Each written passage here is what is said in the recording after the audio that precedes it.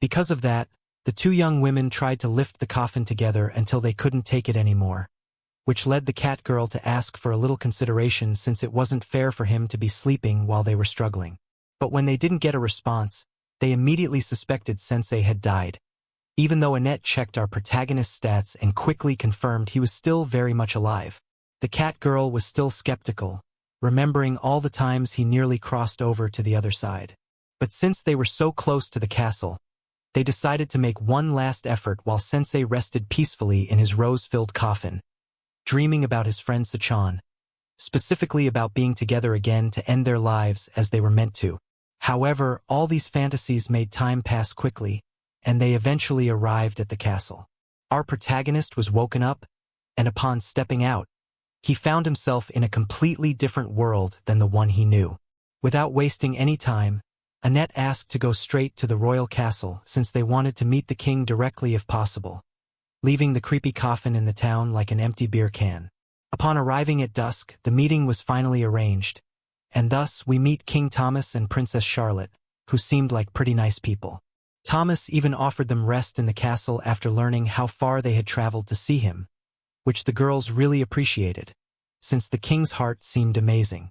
However, Thomas didn't mention there was a little catch because he really loved hearing stories from travelers in the castle.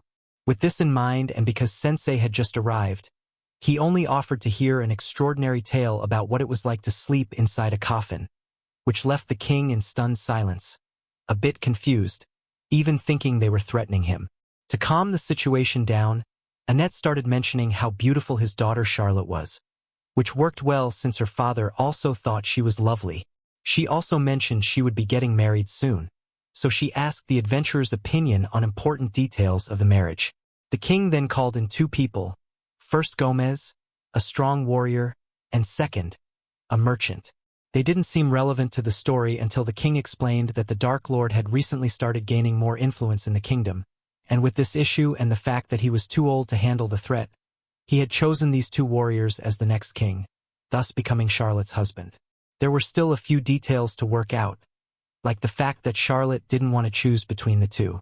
After explaining this, the king wanted to hear their opinion on choosing between Gomez or Serrato as the most suitable for his daughter, and then becoming the kingdom's protector king.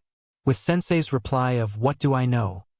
we saw how impressions formed, although this time he expressed it better, knowing that his daughter's future was in his hands. Asking the newcomer's opinion seemed crazy to the young man, who surely knew he had a very aging king trying to fill a position like that, revealing his majesty. While Sensei thought about searching for his friend from the other world, the girls knew this was highly disrespectful and quickly apologized. However, the king remembered he was new to this world and hadn't fully lied, quickly forgiving him while Charlotte watched him from a distance with a bit of curiosity. The night in the unfamiliar world arrived, and he couldn't sleep at all, especially when Annette woke up to ask if he couldn't sleep. Sensei revealed that he had never been able to sleep peacefully at night. To know more about him, the young woman asked about Sachan since she didn't know what kind of person Sachan was. Seeing a familiar story, she quickly revealed the protagonist, realizing there was a shameless person lying next to her. And once again, a fight started, but Sensei wouldn't tolerate it. So he walked around the castle until he found Princess Charlotte admiring the view. With a short greeting, he approached her to talk about how beautiful the lake looked with the reflection of the moon on it, saying that the urge to jump into it was irresistible. This shocked the princess, who asked if he was really so hurt that he wanted to end his life like that. Sensei assured her that he was stronger than her for everything she saw, which Charlotte didn't deny, knowing it was impossible for her to choose between Gomez and Serrato, as one warrior had just arrived but quickly became someone trustworthy, which didn't fully convince the princess. Unlike her father, she was a bit distrustful of him. Otto's biggest issue was that he was her childhood friend who always wrote sweet songs for her whenever she was sad. Asking the protagonist again what to do, he mentioned that he was very different from her in every way. Anyway, she was a kind young woman who cared about her father, but Sensei quickly mentioned that her life had been awful in every way, and for the same reason, she had tried to end it many times, disturbing her father's peace as a result. That sounded terrible until Sensei mentioned one crucial thing in her life. She had never asked anyone to decide how to live her life for her. Those simple yet realistic words shocked Charlotte as she listened to a stranger, convincing her that she had to decide what to do, asking herself many questions until she found the answer she needed. The next day, His Majesty called them once again, wanting them to hear something important from his daughter, who had finally decided whom she would marry. Annette was happy to know this was the best for the kingdom and quickly mentioned that Gomez was the best choice. However, when Charlotte began talking about the man she would marry and quickly made her choice, she mentioned that on many occasions, she had asked herself who could be ideal for her. And we see the princess quickly take Sensei's hand to offer to go to the afterlife together, shocking everyone in the room, some more than others, seeing that God wasn't in everyone.